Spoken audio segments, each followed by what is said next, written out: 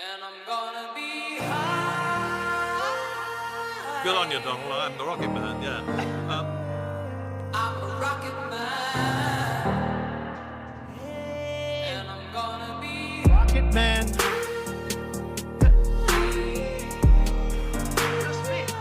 I'm a rocket man. I wanna go to the moon. All right, everybody, we got another episode of Let's Talk Logistics today. The esteemed Grace Maher. Did I get it right? Maher. Maher. But it's Maher. okay. Everybody says Maher. So We're just going to start it over. I'm just kidding. We got Grace Maher. there you go. Grace Maher. Thank you, Gabe. And out of Atlanta, Georgia. Mm-hmm. And let's see, what is your title? You're the COO of OTR Solutions. That's right. Formerly known as OTR Capital. That's right. Look at this. I've done my research, or maybe I just talked to you 2 minutes ago. But Grace, thanks for joining. You're calling in out of Atlanta. I was just going through this. You're born and raised in Atlanta. You're staying.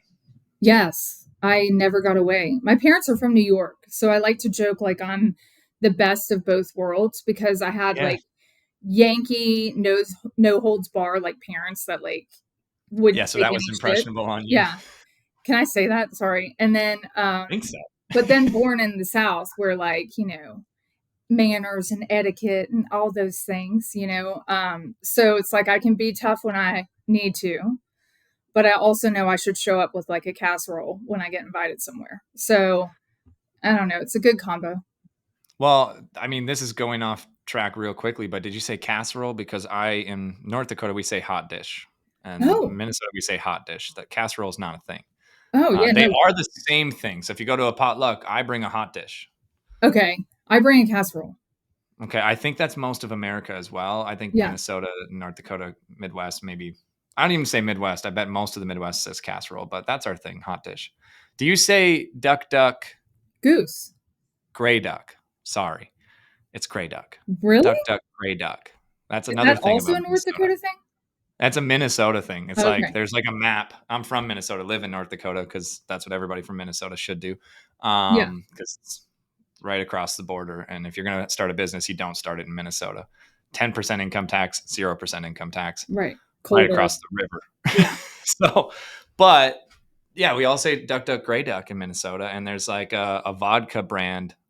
Minnesota Vikings linebacker Chad Greenway started a vodka brand called Gray Duck. So one of my business colleagues sent me that because his brother played in the NFL. So he sent me a Gray Duck bottle signed by Chad Greenway. So Gray Duck is my thing. And now we're talking casserole, hot dish, and Gray Duck. But my next question is, what is OTR Solutions?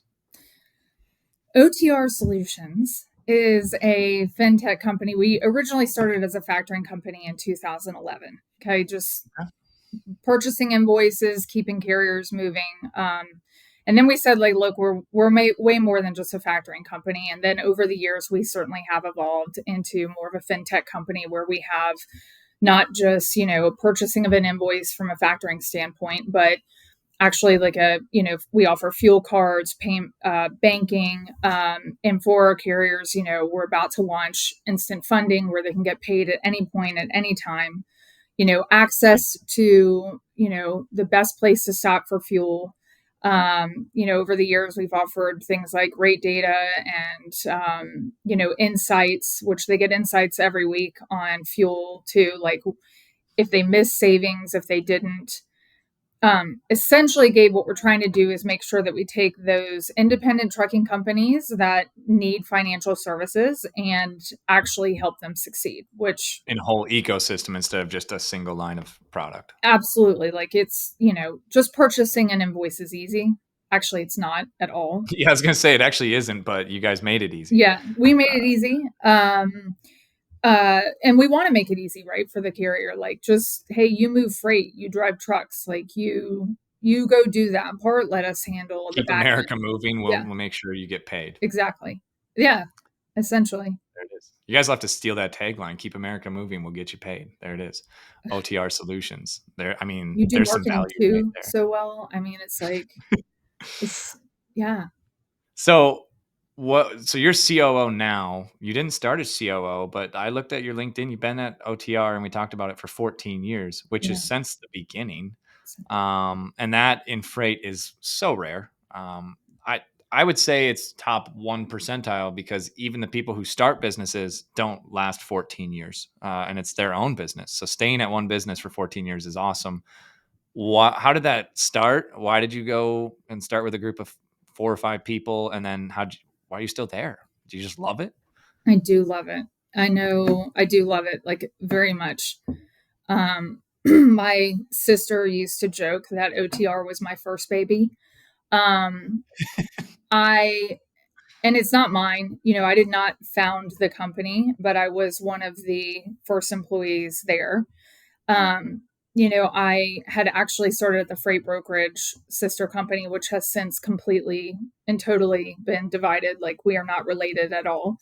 But I had gotten into freight and into this industry to be a freight broker. I was supposed to be the first female freight broker. My background is in auditing accounting. So I'd come to this very small company to help do recruiting because I had been in HR, and worked, for other larger companies helping hire. So I could onboard freight brokers for this company. I could help with accounting, and I also did some HR, which is actually hilarious because if you know me at all, you don't really want me in HR. A New York, Atlanta background is not necessarily the HR. Yeah. I Gonna be mean, I also West. was raised by two men. So, like, I feel very comfortable, in like these environments where I'm like, oh, that's fine, Yeah. and so what would happen is the carriers would call in and they're like, I need my payment. It's like, well, we sent it to your factoring company, and they're like, they say they don't have it. And everybody Oh, seemed to hate their factoring company, and the rates were also anywhere between 7 and 12% in 2011, ooh. which is insane when you think Which is about that. funny because if you watch, on X or Twitter, like everybody talks about gross margin of brokerages. So if the rate is 8 to 12%, so there's the margin. Yeah, it's insane. And It's so, not 8 to 12% of the profit; it's 8% of the revenue. well, yeah, of the carrier pay. Yeah, And so fast forward, we thought, like, we can offer a lower rate. We came in a market around like 5%. Everyone thought we were crazy, like undercutting this or something. yeah. 5% was like considered That insane. was the bottom of the barrel. That's Yeah. crazy. Who are these people that think that they're going to do this for 5%? Can't live on 5%. That's right. We also started doing it for the small carrier, which traditionally at that time, factoring was really meant for, small to larger fleets. Like, nobody wanted to handle the owner operator, Yeah, it was for you know, fleets. which honestly is like one of the most profitable, because they keep moving and they're taking freight, and like, larger fleets want a lower rate. You service a small guy, you help him or her, continue to use other products. And so anyway, Nice niche. Yeah. it was interesting back then because it was like we had never done this before. We had no one that had factored previously. We had no one that had come from another factoring company of any industry, much less trucking. You just figured it out. I We love it. just knew trucking. Like, we were trucking. I wasn't necessarily a trucking person, but the other employees were. And I was more of like an auditor person, which was like, give me the paperwork and let me look at it. And we built everything, the SOWs, to helping the clients and understanding what they needed. We were one of the first to launch a mobile app and actually pay off of, at that point, there was like cam scanner in the market where the carriers would take a picture of the POD. Mhm. We were one of the first to start accepting PODs, via cam scanner, via picture, which was Wow. like outrageous. That was Yeah. 2013-ish. When you think about that, that's wild, right? Like, that factoring companies were still requiring originals to pay. And so, that really helped us grow. And again, I used to say, like, if someone hasn't, if someone's not working with us, it's just because they haven't heard of us yet. We were getting so many new clients just from referrals, people being like, these people are great. Like, they said Yeah. that they would be good, but, they really actually are. fighting for carriers for detention and layovers, and if something was short paid, and whereas other factors in industry at that time were just like taking it, so I don't know, we just did things really well for the carriers. We really cared, and we were just really focused on ourselves. Like I work with men and women who are really uh, high achievers. Like we are all a little bit crazy about like getting things done. When we say we're going to do something, we do. We love winning, and we literally said back then, like, we're going to be an industry leading factoring company. I mean, we weren't even purchasing like, a few $1,000,000 worth of freight, and we were like, we are doing this, That's why you're still there. yeah, There's the answer. You're still there because, and I say this all the time, like you can't have a good culture if you lose. right, So culture is downstream of winning, especially in business and in the industry we're in. Because if yeah, you're losing, it doesn't matter if everybody's like trying to smile and everybody's friends. If you lose, everybody loses their jobs too. yeah, So winning is upstream, and you have people around you that have the same mindset. So you're yeah. still there and you're still crushing it. That's pretty sweet. Yeah. I mean, I'm a pretty loyal person anyway, but I work with like awesome people. I really do. Like I joke it's like the longest running relationship in my life, but it is. Like it's 14 years. yeah, like I love these men and women. Like nowadays it's like taboo to say like family, but I'm like, no, like there's a thing called chosen family. I go in there, I trust every day. We've been through hard times.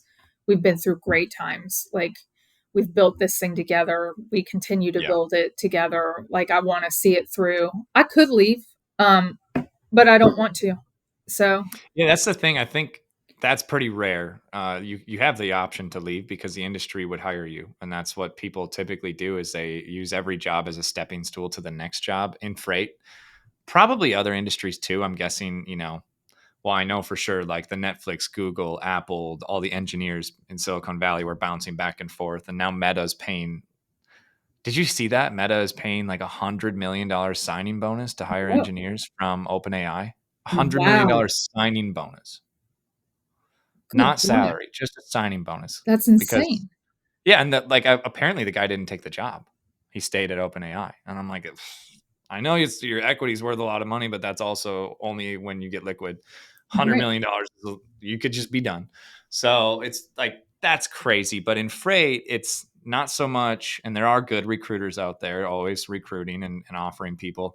But it's most of the time, it's hey, I've done something, I've accomplished something. There's not upward mobility. I'll move over to the next company and I'll go up there.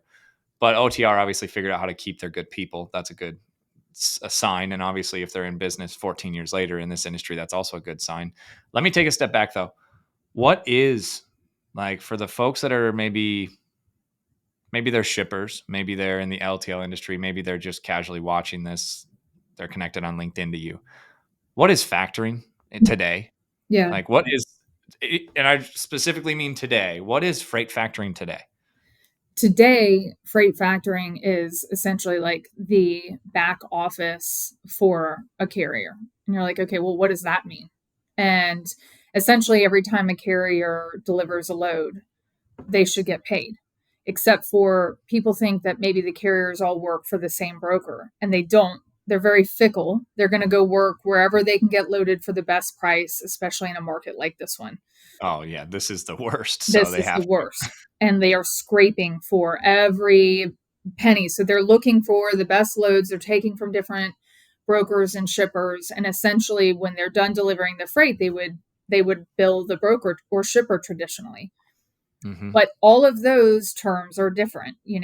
They've got to figure out, where should I send my invoice to? When am I going to get paid? Am I going to get paid in 30 days or 45, sometimes 60?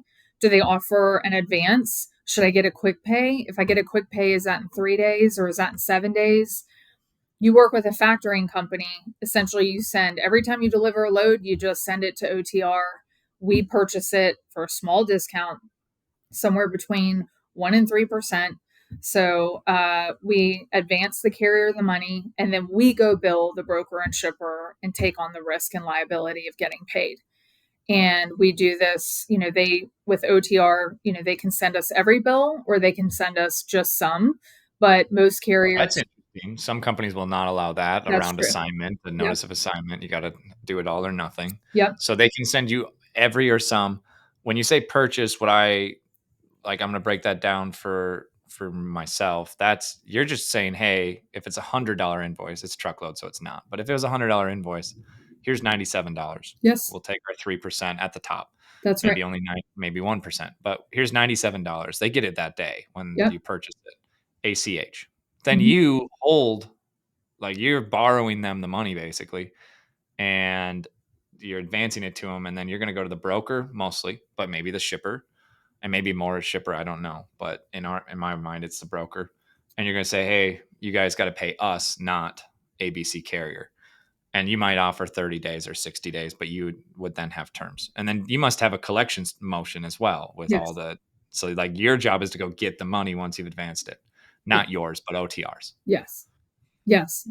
So that's the basics. More advanced, and this is something I've seen. How often, and I don't know the answer to this, so I'm kind of curious. How often are you actually paying another factoring company instead of paying a broker? So there's all these brokers that have factoring companies and carriers have factoring companies, and the factoring companies pay each other. Yeah. How often does that happen? That's a great question. Not as often as you'd think. I mean, most of our collections efforts are Mhm. to the, top broker. You know, Okay. for the most part, like and those brokers are not necessarily factoring. So, not a ton, but like this idea of like data sharing and like people seeing all the like eh, Yeah.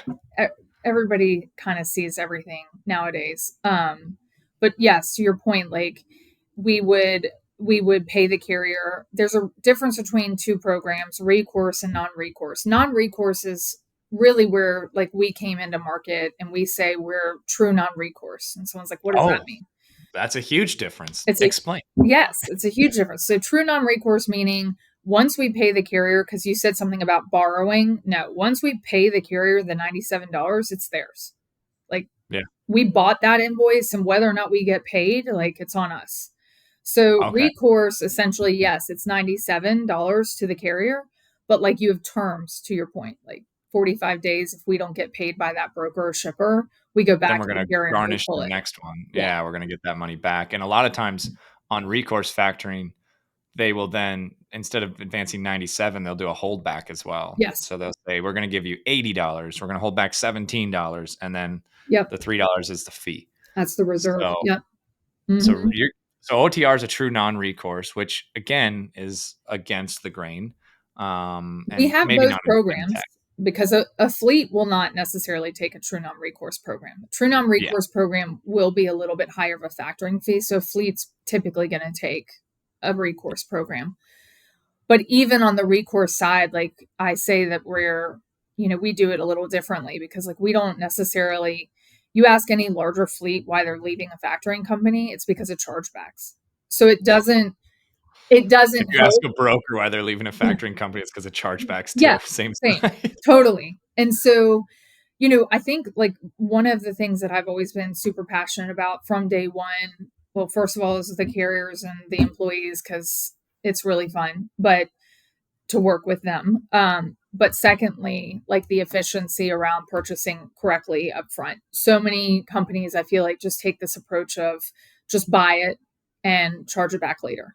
And Yeah. you know what? That's worked for some and they've grown and that's fine. But like, I think the reason why we went from 5 employees, to almost 300 and several $billion in freight volume over the past 14 years is because when carriers work with us, like there is trust and loyalty and the fact that like we're going to try and buy right up front. And the way we do that now is, through, we're using AI and, audit tools that actually scrape the data and tell us like we want to make sure that we buy it right up front. Because if you go to like a owner operator 30 days from now and you're like, hey, listen, you were actually late delivering that load. And so they're not paying you. And I've got to take $500 back. that could be the guy's like truck note that day. That could be not the entire, Yeah. but you know what I mean? Like that's part of his insurance. That's right now, especially again in this market where it's just so They're just making enough to operate. you They're not can't making go a pull margin. money from them. Like you can't go surprising them like that. So if you're not buying right up front, like they can't survive. I think it's interesting when you said buying right, I thought, oh, so you're underwriting the broker, the shipper that you're like, hey, do they pay on time? What's their history? But you were actually talking even more like, was this load, is it going to be paid in full? That Is there anything is there a tonu? Is there whatever fee yes. at the warehouse might be? There's 100 different fees they could have for driver unload and all that stuff. And so, especially if it's in food distribution, Yep. you guys are checking that and buying right on the front end so you don't have to go back. 100%. And Yes. okay. And That's also so like they fall off the load, but they have a rate con. Like they might send that in. Other factoring companies just gonna pay it, but we're like, you didn't actually run that load. Like or they have a rate con that's not signed, or they don't have a rate con, but they did move the load. All kinds of different things like that happen. totally. Yeah. Yeah, they emailed me the quote. They said it was going to be 1,400, and then they gave it to somebody else. But I think I need that, and so it's Right. well. If we're talking about fraud too, like you guys have to be able to catch that on both sides. So, how much do you see in the industry, not OTR? Maybe you guys aren't quite as exposed to it, but how often do you see a bad actor that's trying to factor with you guys that is actually maybe, I guess that's probably more on the broker side. No, Gabe, we see it. Oh my Okay. God. They What do come you from see? I don't know your world as much. yeah, no. Impulse? They're coming for everybody. Okay. It's no one's safe in I think in any sort of portion of the The supply chain financial of where we are. transaction. And Yeah. yes, like we're all susceptible because whether it's stealing a carrier's identity, stealing a broker's identity, fake PODs, double brokering, as you know, I mean, and we see it all. Like the best defense is really making sure that they realize like, you're sophisticated enough that it's going to be hard. Yeah. I've always said to our team, like freight continues to evolve. Every time we see a new something, we sure as hell are going to see it again. Because if they got us once, they're going to try and get us twice. And so you almost have to immediately triage after you see something and go, how are we going to combat it? Because they get this like, sharks in the water, right? Like the second they know that something's working and your system isn't going to catch it, it's like and then you block it and they're gone and they're on to the next one, right? And so two things, I think the factoring community has just gotten a lot better about talking about these things Yeah. with each other so that hopefully we can combat it together. And also just technology, is super helpful. But the most recent one that we saw is like not even avoidable in the sense that the newest thing I saw in the most recent months is the brokers with an agent model.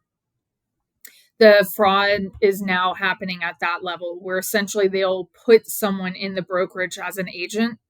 Oh my gosh. Yeah.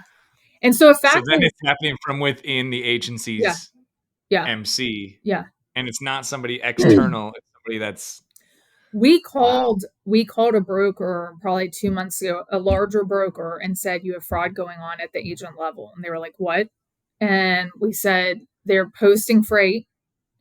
And what they do is they call an established carrier in the system, and that factors. And they say, hey, we have a carrier who couldn't get renewed with their insurance. They're great, but they need to lease on to your MC. Can you put their equipment on yours? And we'll give them freight because they've been on this dedicated lane for us for a while. They do such a great job. They'll give you 10% of everything if they can just lease on with you. And Oh any boy. carrier is going to be like, oh my God, I've got, legitimate brokerage asking me if one of their carriers who runs a dedicated lane can lease on, and all I have to do is collect money. Like, okay. And then when we get the invoices that come from our legitimate carrier and we go into the broker system and see that the load is there. We bill the broker, we pay the carrier. 30 days later, the broker's looking at our invoice going, well, we need to pay OTR. But customers calling them once they bill their customer, and the customer's like, we didn't move this freight, because the agent created all of it. It was just fake loads, or it Fake was loads in the broker system. No carrier existed that was running this freight. All of the paperwork, everything was fake. And it even went through a larger, payments networks, verification, because that was our whole point, is like, the broker's going like, well, none of this was real. We shouldn't have to pay. And it's like, your system said they were real. Your system said they were delivered. Your system said that those loads existed. And they already paid that agent. Yeah. Oh, he's gone too. He's gone. Yeah. And they're so now the big broker is holding the bill or OTR. And there's like, oh, who's going to take the blame for this? And you're like, hey, all the things, you had the fraud inside your organization. That's crazy. Yeah. How do you even think? Like, you have to try really hard why don't you just build a business if you're that smart? If you can figure that out, just actually, move freight. Yeah. Probably it's a do great that too. question. I don't know. Like, how do they sit around and think like, what should we do next? Yeah. That is crazy. Okay. So now I'm going to move to current events. I don't know if you can talk about this, but if you can, so we have like a huge consolidation wave coming. OTR hasn't been acquired as far as I know, right? No. As far as I know. Okay. But Outgo and Denim both got snagged by Truck Stop and DAT. Mm-hmm. And I mean, I know Denim quite well. I thought that was an interesting move to go into Truck Stop. I'm not a huge fan of the move, but DAT got sued for buying Outgo by Triumph, and now I guess Triumph could just do the same thing to Truck Stop. No, they. I think they got sued by us. Okay, so they got sued. So maybe we can't talk too much about it, but this is crazy, right? All of this is crazy. It's Highway's crazy. got like a load board, Yeah. and they're not buying anybody. DAT's buying everything that they can. They're the 800-pound gorilla. Truck Stop's like, well, we have to buy somebody too, and it's Denim, and this is just weird to me. Because maybe here's my opinion, and it's not that informed, and I don't ever have a very informed opinion until I have enough info, but this is new. You said very early on in the show, you're like, when you were going to be a brokerage and it was OTR, it was both, and now they're separated. And you made very clear, like, we're very separate, not even close, not related, because that's what people don't like. And then these big DAT and Truck Stop load boards are buying FinTech companies to become what? To help who? And it's like, well, yeah. I thought you wanted to not have that appearance, and everybody's speculating, but I didn't realize OTR sued. Was it Outgo or DAT? Or maybe you can't say. Yeah. It was DAT. Okay. But I can say, Grace can't say anything, but I can throw out all the weird objections and accusations. So I just think it's weird, but why is there so much consolidation in that arena? You talked about 14 years ago, no one was even doing it really, and you guys just started doing it. Now it's all FinTech, but it's all acquisition and it's one platform, but they're not supposed to be that related. What are your thoughts? My thoughts are people are trying to create, super platforms, if you will. My thought is that, it was very fragmented, and now we're trying to consolidate some of these pieces. Just smart, my thought is that, you get a little closer to the share of wallet, not just with the broker, but with the carrier. My concern is that people must think it's easy. And, just like a brokerage is very hard to build, run, maintain, grow, evolve. The payments is not easy.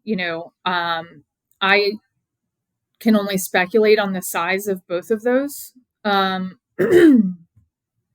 companies, and I'm interested. I think they're smaller than OTR. Yeah, I think they are. But and look, I think that there's plenty of business in the market for everyone, and I welcome competition. And certainly, we entered this space, hungry ourselves. So to each their own. But I think everybody right now understands that data is, key, and there's a lot of data in the payments. And there's a lot of, So much rate data is in the payments. Yeah. Instead of going off of quotes, you Right. could go off of invoices. But can you share that data anyways? I don't know how that's going to work. Yeah, I mean, I'm interested in like how the brokers feel potentially about like this move as well. I mean,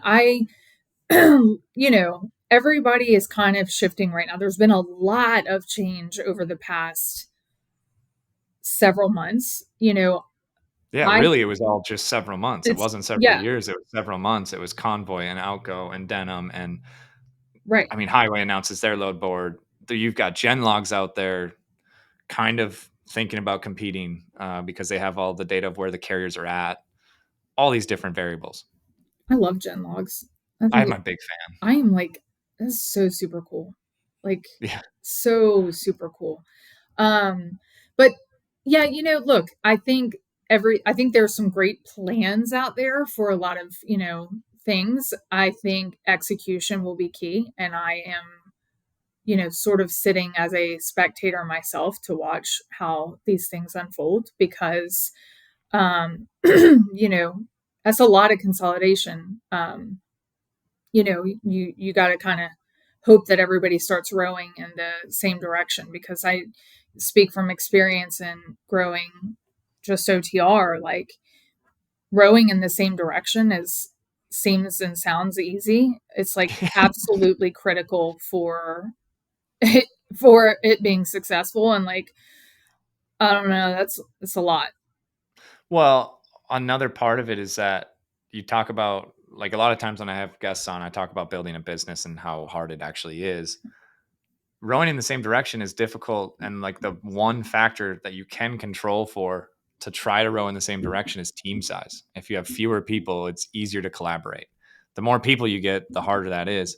And then you add in a whole new organization. So DAT, and I don't really have a huge opinion on DAT. I'm not a truckload broker. But I know them in the space, and I've had Ken on the show, and he's very loud on Twitter, and it's kind of fun to watch. But you've got Trucker Tools, Convoy, Outgo, DAT. I'm probably missing some, and they're going to make it into one product, and everybody's like, well, they're going to broker. I don't think that they're going to turn into a broker. I think that would like kill half their business because they can't. But I don't know what they're going to do with all of it except for just own it. And then you have Truckstop, clearly a distant second in the load board game, but they're not third or fourth. They're just a very distant second. They buy Denim, which is a very broker factor, like a broker friendly factor. They do recourse, non-recourse. I've used them before. They have decent tech. I've had B on the show. I don't know why Truckstop would buy like such a heavy broker tool unless they were going to go into that. Because like all of the Denim customers are brokers, most of them. They probably factor with carriers. I can't say that they don't, but their ideal customer profile was, hey, we're going to integrate with Tie TMS and the shipper TMSs, and we're going to help brokers invoice customers and collect money and pay carriers. Yeah. So that's kind of an odd one to me as well. And then of course you have Convoy inside of that. Right. Which I don't know if that was for carriers or for brokers. I never really understood Convoy. So which one it was targeting, it was probably for all of it. It's just confusing to me. And then you have OTR. It's just standalone OTR Solutions. And Triumph bought somebody, didn't they? They bought Green Screen. Yeah, Triumph bought Green Screens. But Triumph is a bank, and so it's taken a long time for that one to get approved and voted on. And I had Don on the show from Green Screens. They're going for rate data. They're already factoring and FinTech. They're not a load board though, or maybe they're going to be. It's kind of an interesting discussion, at least. No, I mean, I think, like, honestly, look, I think that some of these larger players are not just, and like, we're having plenty of conversations too, okay? Because here's the thing, like, you've got, and Triumph and Highway, right? So you need fraud prevention, you need load matching, potentially, okay? Load board, load matching. You need payments. So fraud, you've got to have your risk, and then and rate data. So all of those little aspects, or all of those companies, are one of those aspects, but nobody yet is all of them. Okay. And if you're a broker, you're going, well, who do I want to play with? Because, if Triumph is also, let's just say, they're the, factoring company that powers like a CH, which is one of the largest brokers out there, um, what are they, if anything, giving to CH for that partnership with all these other brokers within a Especially now Triumph that they have view? green screens. Right, right. So, but at the same time, it's like, but isn't everybody kind of like seeing different aspects of things? And so, I think again, I go back to it's all in the execution of the end carrier and the broker themselves. If you don't service it right, if you don't, um, offer technology that really does help these businesses, like, and honestly, I think for a second, now that we've seen this, you're going to have to give them time to actually figure out like the game plan of like what it all means and how they're all working together. And to your point, you've just added a lot of people. I'm curious how, I you don't know know, how you do it. even the I like mean, ego of just ego, right? Like when you just said before, like you add all these people, like one of the things I love, when we talk about the people is like our tenure is pretty amazing at OTR. And most of the time when we've brought people in from outside, they're like, holy crap, like you guys are, first of all, you run on steroids, like yeah. we constantly just keep moving, which is a good thing. And like sometimes, you know, I'm sure people say like it's exhausting too, but in a way that's like, hey, we get things done and it's super exciting and like you're on the ride too. And so everyone that's there is like, we get what we're doing. But I hope that as we continue to evolve with AI, like this is the group, right? And like that's some people don't realize like the value in that. Like you take this group and you can keep growing and scaling because you're adding tools and people love like our automation like that we've built and we've put in epay and brokers have access to it. You want to talk about avoiding fraud and like auditing and being able to do so in a split second, like what might take hours to do 100 invoices takes a millisecond. Yeah. So it's just it's technology and people that I think are going to show who the industry accepts. And I think what they've done is probably exciting for themselves, and also it's about to pose a massive challenge. My hypothesis on AI is that smaller orgs that aren't part of conglomerates will win because they'll be able to actually implement the right tools and maybe build in house and maybe have a consultant or maybe use an AI firm, but they're going to actually be able to say, hey, there's 6 people who own this process and know how to they understand how it works and they can build the AI into it. Whereas like that will just buy Happy Robot or Vuma or Fleetworks instead of trying to build AI in house. They'll just Mhm. buy an AI company that's doing it. I just don't think that's going to work long term. I think AI like puts everything on its head, where the larger companies are going to struggle to implement it. Even CH Robinson, like they've been working on AI for forever, and you'd think they'd have made more progress because it's just, what do they have? 50,000 employees? I don't know. It's a lot. How do you get everybody to use it? But Right. if you have 200 and you're doing 3 billion in freight volume, you can probably control the org better and you can actually implement and affect change. If you have 20 people, it's even easier. Yep. You just can't have as large of a gain from it because you're not quite at scale. Right. Interestingly enough, we talked about like you post on LinkedIn pretty often and you're branding on LinkedIn. We talked about it before the show. And so I feel like it's inbounds to ask or at least discuss it. We left a couple of players out of this discussion, and it's Carrier 411 and Freight Waves. Okay. And have you seen what's going on with that?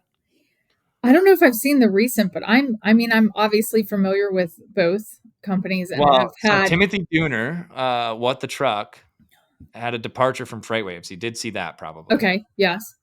And on X, and this is going to be fun for anybody who hasn't heard it, I'm telling it to them, but I've been watching this on Twitter and X. The guy from Carrier 411, like the founder or CEO, I don't know him, is paying Dooner's legal fees to sue Freight Waves. But I shouldn't know that, right? No one should know that. They're doing it in public. And he posts a picture every day, like outside the FreightWaves office with Dooner and like a chainsaw. And then like he like put a screenshot of Thomas Wasson, who's taken over What the Truck for now, and like just made fun of him. And it's just the craziest thing that they're doing a lawsuit out loud. And that's just not how that's normally done. And FreightWaves obviously competes with Sonar against like that, and then Triumph with green screen, and like they're in the space, and they're a big player. Like Craig is certainly, he has a media business, but Sonar is his thing. I think Right. it would be a good guess that that's their focus, Right. and they're in the space, and their VC fund is similar to the company that's with Highway. So I could see Highway and FreightWaves and Sonar joining someday. Same investors, at least. Right. I don't know if I'm allowed to say that. I don't actually know that, but I know the VC funds, so I'm pretty sure they're the same ones. However, isn't that just crazy? They're doing a lawsuit out loud. It's all over X. It is crazy. Now I want to go look, and I'm like, what? Yeah, it's just that's like wild. I feel like I his can't Twitter see handle anything, is though. I'm Real like, Carrier 411. It's Yeah. not even his name. Like, it's his company. And Yeah. like he put a picture of a letter from a lawyer that says that he's going to pay all of Mr. Dooner's legal fees. Was he just mad at FreightWaves, or he just believes so much in like Dooner's, like whatever? Well, I think he has a personal beef with Craig Fuller. I'm pretty sure. Okay, yeah. And so he's just taking it into the public arena, and Dooner, I have no idea what happened there. I can't say because I don't know. I won't even speculate. But he's no longer there. I don't think he quit. And I think it's kind of an interesting thing to talk about on a freight podcast. Yeah. What the Truck was the largest freight podcast. Yeah. And it's not owned by Timothy Dooner. It's owned by FreightWaves. They hosted the show. And so I think that's going to be the legal battle, is like, whose content was that? Was that Dooner or was that FreightWaves? But that has happened. FreightWaves used to have like 8 or 9 different shows. Like Blythe Blumleave used to have a show, and Nate Shoots, and like they had all these shows, and they kind of they were 1099, and they kind of just stopped doing that, but they kept What the Truck and several others. I think that's going to be the battle. I'm glad that nobody owns my podcast. Yeah. So this is not owned by Rocket or by me. I guess I own it, but this is just a podcast, I guess. So we're not sponsored. Can I tell you, by the way, that your intro is absolutely one of my favorites I've ever seen on like a freight podcast, much less like it's really good. Well, that was made by Carly and Hannah. So the marketing Way to go, team's Carly. Yeah, and Hannah. I had the idea for the song. Otherwise, it's great. That was it. Yeah. So that's pretty fun. I started posting on LinkedIn in 2020 when I started rocket shipping. 2021, really. Yeah. But I had no idea why I was posting. I still actually don't know. Do you have a theme about how you post? Because like sometimes I'm like, I don't know what I'm going to post this week. I just like most of the time I'm not trying to find something. Something just finds me. Like last week with the Worcestershire. Am I saying that? I think it's Worcestershire, but I would say Worcestershire. But I thought I said it wrong. Worcestershire. The funny thing is, everybody assumed that I had given the Worcestershire to a client. They're like, oh, yeah, like the things we do for our clients. And I'm like, no, it's actually like a guy I was dating. And I thought it'd be funny to buy him a gallon of Worcestershire. Okay. So now we can move to the freight dating scene. Yeah. So well, I'm not. Are you still dating the guy? No, I'm not dating. You know what? He said it was, honest to God, and I have the receipts. Like, he said it was the best gift he had ever gotten. I mean, funny gift. But no, I'm not. I'm not. All right. So you're out in freight and you're dating.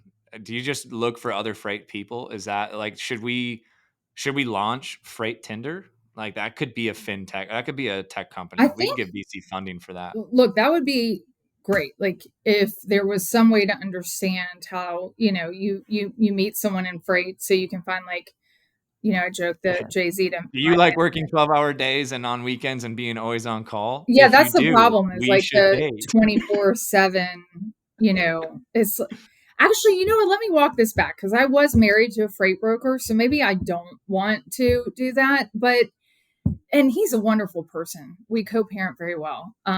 Did we mean for the podcast to go this way? That's why there's no scripts on this thing. That's I ask questions, we see where we go. Yeah. you know. Yeah. No, but listen, I work with very amazing men that I've known for years and years. And I figure if they are not setting me up with someone in industry, then like I'm not supposed to be Then you set should up go with out of someone. industry. I Yeah. mean, You know, I don't have very many friends at all. I mostly am friends with the people that I work with, and one's my brother-in-law, one's my best friend, and then yeah. another one's my best friend. Yeah. It's just kind of how, because my life is my wife, my 3 kids, and Rocket. Yes. But I don't have very many friends in the industry, and for what it's worth, I've met a lot of dudes in the industry that are business owners, that are top performers, that are whatever, and we meet at. I've never really found many quality gentlemen in this industry. Um, The ones who are they married might are the ones that seem want to they be. might seem Yeah. quality, except for like they're Yeah. not, and so Yes. maybe you should look outside of freight. But I did see, this is funny, on LinkedIn, Matt Dahl. I don't know if you know Matt Dahl. He posts on LinkedIn a lot, but he's a recruiter for an agency, I think, right now. Okay. He posted about dating and freight yesterday. And so I thought Yes. it was funny that it got brought up. He posted about like every time he goes on a dating app in like Chattanooga or where he lives, it's like just all people in logistics. And Yes. so he was speculating maybe you should have a logistics dating app. And I was like, well, we got to launch it. We have proof of concept there, product market fit. Yes.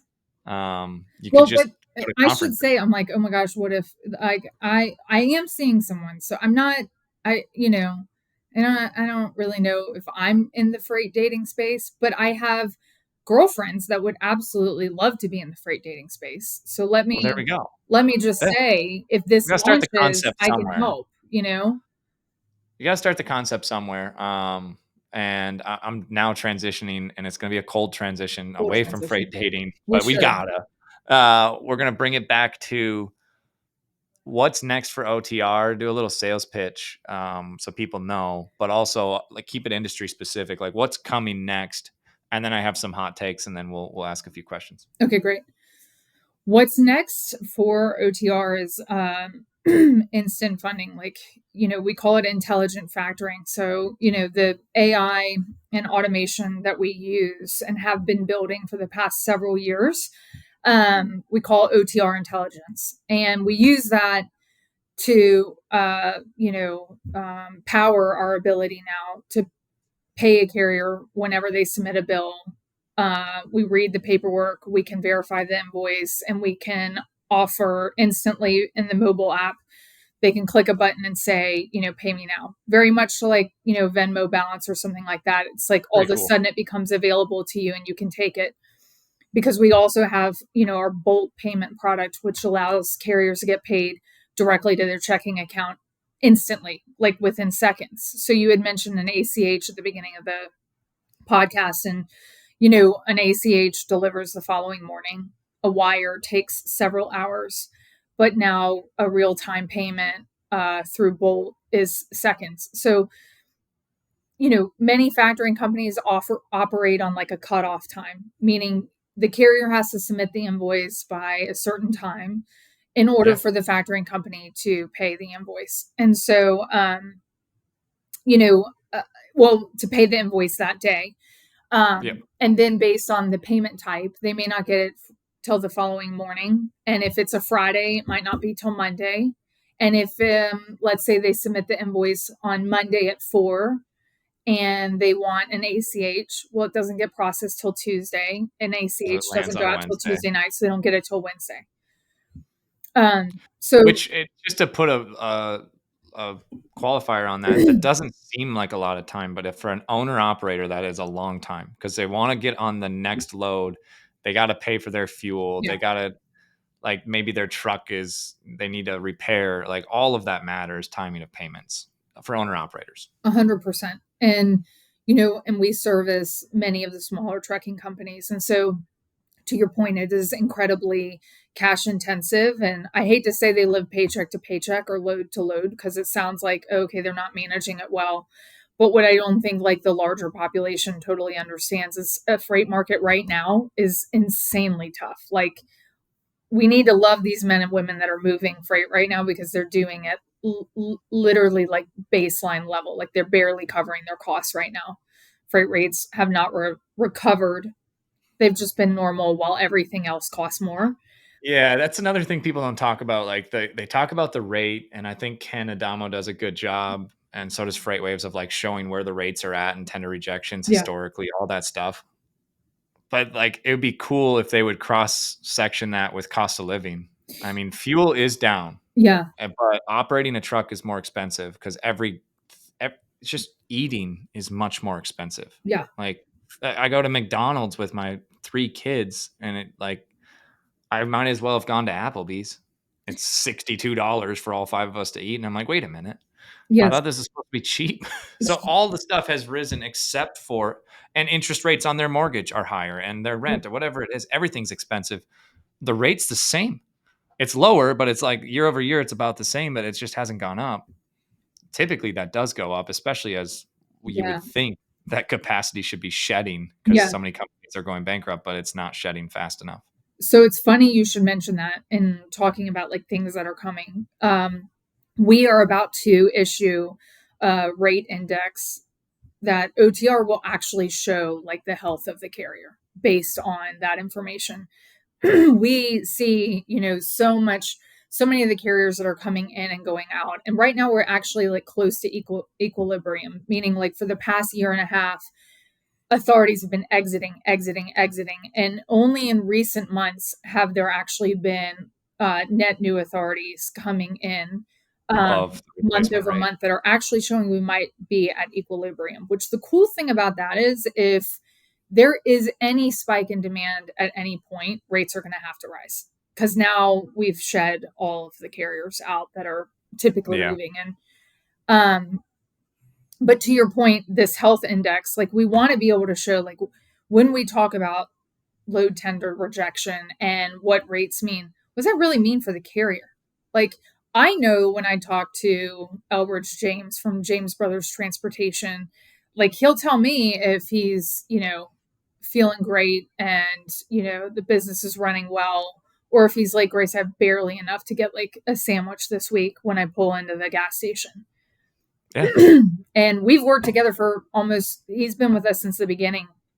And I have seen him at, the high, I always say in trucking, highs are high and the lows are low. Like I have seen him doing phenomenal. I've seen him call me and really be struggling. And like he always makes it through. Like it takes a lot of perseverance. But this year I've actually seen a lot of amazing carriers that are veterans in this industry. They just couldn't survive it. It's too hard. So They had to bleed for too long. 2023 started being rough. 2024 was terrible. yeah, It's now almost September of 2025, yeah, and it's the same. yeah, It's not worse, but it's gone on a long time. And I don't see an end in sight at the moment. I don't see anything that's going to be a force multiplier on it. I yeah, hope I'm wrong, but for Rocket's sake, I like the market where it's at. So, but I do think that we can't get into it today because I actually, unfortunately, have to keep running the business and like go to my next meeting. Otherwise, I keep going with you, Grace. You have to do it as well. You have yes. how many direct reports do you have? I'm curious. Hmm. Your COO, you guys have several hundred employees. How do you do that? Yeah, I mean, look, there's certain departments and teams that obviously fold up in under my purview. I work with incredible people. I work with marketing, operations, underwriting. Work closely with BI, and I joke that half of my salary should also be in tech because I work so closely with tech. As we continue to evolve, like everything that used to just be about pushing paper and Yeah. answering calls really is now like how do we incorporate technology to help us do this better, even from phones while not losing the personal touch. Because if I write about anything on LinkedIn, it's honestly a lot about like the personal touch and the relationship piece. I never underestimate the power of that. Awesome. Well, I have one question I ask everybody on the show, Okay. and I have to qualify it so you understand what what the assignment is. Uh-oh. I want to know what a mistake that you've made in your career or in life, but it could be as long as it's connected to career. Um, One mistake you've made that if someone's watching the show, that if they hear it, they can just be like, "Oh, Grace made that mistake. Now I don't have to. I'll just avoid doing that." And so it has to be something that didn't, like, it can't be a mistake. Like, hey, I wish I would have taken that first freight broker woman. And then it turned out into like, oh, now I had a 14-year career here at OTR. So it was actually like needed to happen. Yeah. It's just something that you did that was stupid, that if you didn't do it, you'd maybe be better off or at least the same. And it's just like you went through pain for no reason. Do you have an instance to share?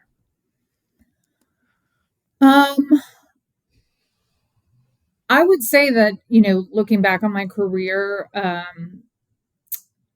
I wish there was one time that I just really was not gelling with another employee. And I felt like I needed to manage that outcome. And it wasn't really my outcome to manage, if that makes any sense. Like I needed to prove that this wasn't working. I needed to make sure that everyone understand why this wasn't working. And truthfully, it only made me look bad.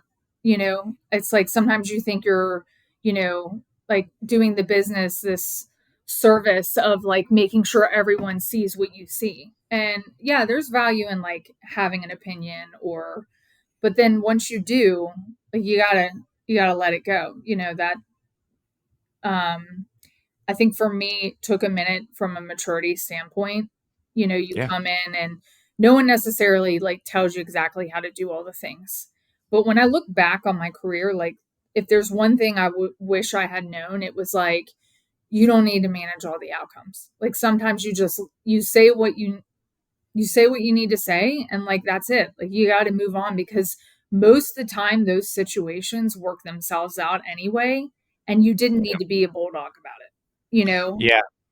That's like sage advice right there, for especially for someone who's worked your way up from being one of the first 5 people to kind of get the company going to now being COO with hundreds of employees. Like that's something that most people can't experience, and they Yeah. just haven't done that. But everybody can experience having a coworker or a colleague where it's like, hey, I have to make sure that people see what I see, which Yeah. can be important, but also on the same point, like it could leave a little dirt on your face after it all is said and done. And if you would have let it work out, then maybe you wouldn't have gone through that. Yeah. So Yeah. I like it. Thanks. Well, Grace, where do people find you? Let's say there's an owner operator driving down the road, somehow finds this podcast on Spotify and goes, I need to work with OTR. How do they find you? Oh, I hope he does. Yeah, OTRsolutions.com, or you can also just always reach out to me directly on LinkedIn. One of the things I will shamelessly plug is like, if you have any questions about your factoring contract and you're just curious, Yeah. we'll review that for free. Because most of the time people don't realize, they're like, I don't even know what mine says or how I would get out of it. And we are happy to review the contract and help you understand. It is complex to get out of sometimes. There's Yeah. got to be buyouts and there's got to be payoffs and all the notice of assignment. It Yeah. is a scary thing. That's how some of the ones who don't do it well keep their clause in. Yeah, we it's all or handhold nothing. the whole way through. Yeah, because we'll Well, have that's people call and be like, reassuring. "Yeah, I don't know how to do this," and we're like, "Don't worry, we will We do. Yeah. And we want to. Okay, Yeah. awesome. Well, I appreciate it, Grace. Thanks for taking the time. That's another episode of Let's Talk Logistics. We'll see Thanks, you. Gabe. Thank you.